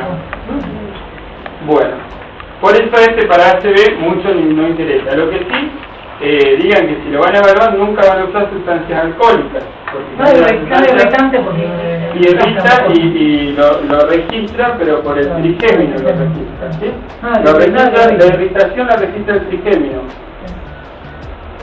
¿Sabés qué tienen? Tengo una alumna neuróloga y tienen la cajita de aromas, son las cajitas, pues una cajita donde en una tenés, no sé, por ejemplo, ají molido, en la otra tenés canela, en la otra tenés café, en la otra tenés jabón, en la otra tenés todas así cositas, le vas haciendo como, generalmente podés tener cosas raras en las parosmias, pero si no, o es anomia o no es anomia, o sea que está o no está. Por eso en las epilepsias podría haber cosas raras, pero si no, no. ¿Estamos? Par número 2. La vía óptica. Acá la lesión ubican las dos retinas, nervio óptico, quiasma, donde cruzaban las internas, cintilla, núcleo y la fibra hasta fisura calcarina. ¿Sí? O sea que acá la lesión puede ir desde retina hasta calcarina en cualquier lugar. El patrón que aparecía, una hemianopsia homónima, una cuadrantopsia si era de fisura calcarina, o una anosmia unilateral, o sea que podía hemianopsia, que es unilateral, o sea que podías tener lesiones dependiendo dónde estaba la ubicación. Que para clínica tampoco se lo van a pedir como el neuro. El neuro, ¿se acuerdan? El dibujito. El dibujito donde vas cortando en diferentes lugares tenés lo que te da. ¿Está? Pero los ACV tienden a dar cuadrantopsia, porque generalmente las lesiones de corteza son las de los cuadrantes.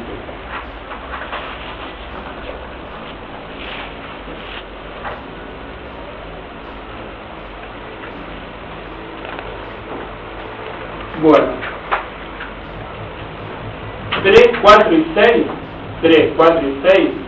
6 inervaban la musculatura extrínseca del ojo, por eso daban los estrabismos, que no te puedes seguir bien con el dedo, cuando vas haciendo que te siga, vos ves que para un lado un ojo se hace una desviación.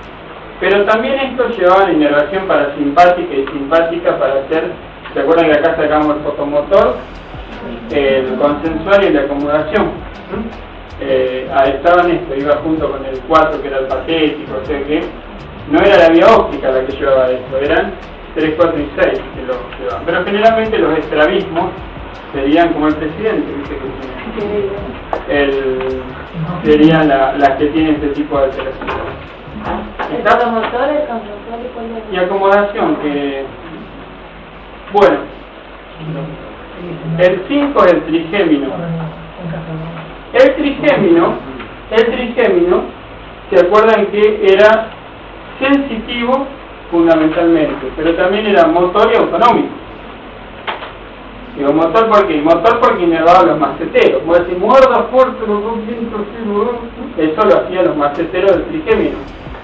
Pero lo más importante es la sensibilidad de las hemicaras. Trigémino, vos pensás en sensibilidad de la cara. Lo que voy a decir ahora está puesto ya ahí, pero fíjense esto, para estar seguro si hay o no afectación del trigémino, evalúen la sensibilidad de la cara. Dice, no siento. Cuando llega al ángulo de la mandíbula, ahí sí sentí, porque ahí es C2. Este pedacito del ángulo de la mandíbula lo inerva C2. ¿Está? Entonces más aún te corrobora que el trigémino está sonado. Bueno, bien. Y después lo autonómico del trigémino, eso porque no tiene lágrimas, o sea que tiene coordinado.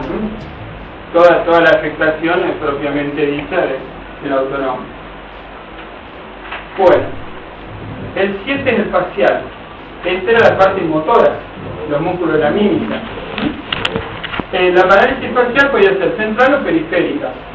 Cuando es central, fíjense, miren, generalmente cuando es central es agarra el cuadrante inferior,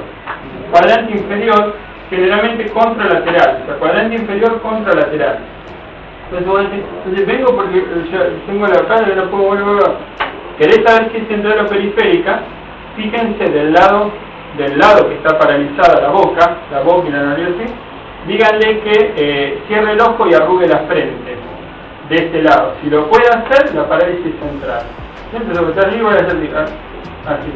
Y logra hacer eso, es que la parálisis central. Porque la parálisis periférica es hemicada, completa. La parálisis periférica puede ser por un tumor de parótida. ¿Se acuerdan que el facial pasaba entre medio de los dos lóbulos de la parótida? ¿Así? ¿Hacía? Si un tumor de parótida, listo, y de este lado no queda nada. La parálisis central, parálisis facial central, viene de los ACV, cualquiera de todos los que vimos. Pero la parálisis periférica más común que se está viendo y cada vez se ve más, es la parálisis por estrés, que es la Frigoli de Bell, o sea, la que es viral, aparentemente viral. Él es el tipo que estaba re estresado, tan estresado que en un momento quedó con la cara torcida. Rogar que se recupere, porque algunos han tenido esta y han mejorado, pero les quedó la cara torcida por una parálisis facial. Hay una que interna cada 2x3 que tuvo primero una parálisis antisora y después agarró ¿cómo se llama? No puedo el Guillermo. Un Guillain-Barré. De abajo para arriba. Un Guillain-Barré. Y está cada 2x3 internada ahí en porque se paraliza entera. Ahora estamos nosotros hablando de todo. Y después la entrevista. Y empezó con esa farmacológica. Bien, digamos. Un palo de la cabeza. Sí, ese es uno de los Bueno, la cuestión que la facial periférica, tengo un paciente que tuvo una de estas por ir con la ventanilla abierta en el colectivo, de viaje. Digo, pero no te diste cuenta, dice, me quedé dormido, ¿viste? Y me dio el viento como una hora, dice, ¿viste que se llama Frigori? No era broma Frigori, que era por el frío. Le parálisis, como 20 días con la parálisis. Roto por la ventanilla abierta y quedó por el lado de... Digo, no, pero cuéntame, sí, el otro que había tenido, ¿se acuerdan? Uno de los mellizos, Barros Peloto, que había tenido. Una viral, creo que tuvo. Claro, sí, ese es malhumorado, nomás. Así que esta, bueno, la periférica, recuérdenla que rogar que se recupere, pues digo, algunos quedan con la cara media torcida. El 8 es auditivo y vestibular, casi no le hacemos cuando lo hacemos nosotros, porque esto directamente es una biometría. Lo que sea directamente vestibular te da cuenta apenas cruzar dos palabras, que no te escuchó el paciente directamente. No hace todas esas macanas de tic-tac y todas esas cosas, son tonterías, ¿de acuerdo? O sea, viste dos palabras, te dice el paciente, ya sabe que hay hipoacusia y se pide la audiometría. Y respecto a la vía vestibular, bueno, ahí sacarán el diapasón, le harán la Weber, nada, es un chiste, no, esa la vestibular tampoco se hace nada, ¿de acuerdo? No se hace evaluación porque lo hace otorrino o neuro. Bueno, 9 y 10, glosofaringe y neumogástrico, generalmente se evalúan juntos porque va la sensibilidad gustativa, la sensibilidad de la lengua. Pero acá fíjense algo curioso, el neumogástrico, ¿se acuerdan que entre los dos neumogástricos, el derecho y izquierdo, armaban el Meissner y Auerbach a nivel de aparato digestivo, el texto completo? Entonces, la sección completa de un neumogástrico no se traduce clínicamente, porque lo compensa al otro lado. Está bien diseñado, porque si no nos morimos el neumogástrico. Entonces, la compensación del otro hace que casi no haya síntomas. Ahora, digo, ¿y cuándo puedo tener una afectación del neumogástrico? En un trastorno metabólico, donde metabólicamente se dañaron los neumogástricos, la diabetes. De ahí está la neuropatía autonómica del diabético. ¿Por qué se cree que tiene gastroparesia el diabético? Por la afectación autonómica del neumogástrico. ¿Por qué se cree que tiene hipotensión ortostática? Afectación del neumogástrico. ¿Por qué tiene enteropatía neumogástrico? ¿Por qué tiene región neurogénica que afectó el ramo? En este caso son los sacros, pero también parasimpáticos. O sea que en el caso del diabético sería una lesión, ya una alteración pero metabólica. Bien. Después el 11 era la espinal. ¿Se acuerdan que no podías levantar los hombros? O sea que acá el tema era era motor para los músculos trapecio, nuca y deltoide, o sea que no podía, si era fácil evaluar, no podía hacer el que me importa, no podía así. Y el último, el hipogloso mayor, era a la lengua, pero era motor. Digan, el decir que saque la lengua. Cuando saca la lengua va a haber dos cosas, que se va para el lado sano, porque el lado sano tiene fuerza, y el lado paralizado está más grande porque no tiene tono. Porque saca la lengua y se va para este lado, es porque la parálisis está de allá. ¿Por qué? Porque tracciona el lado sano, la hemilengua sana está más chiquita porque tiene tono y tiene fuerza. El lado paralizado está grandote, la lengua está agrandada de ese lado así, porque no tiene tonismo la lengua, y se fue para el lado sano. Eso cuando está al sacar la lengua, sí. No, vos, si tenés una parálisis del hipogloso mayor, vos sacás la lengua y te vas con botado, seguro, no sale de eso. No, sí, ya sé, pero pensé que para el lado afectado. No, es imposible que se vaya para el lado paralizado porque no. Había por eso. No, se va para el lado sano Y aparte, el lado paralizado está grandote porque no tiene tono. Si quieren complementar, le hacen esto de que y no lo puede. Obviamente lo hacen y sigue para este lado, porque para el otro no, la lengua no va para el otro lado del hijo. Estamos entonces, esto es de los pares craneales. Ven que no es tan complicado, pero tiene bien una refrescado que sea 10 minutos y nos quedamos tranquilos con eso. Bueno, seguimos mañana. Mañana si quiere venir alguna de la mañana. Puede ser que venga.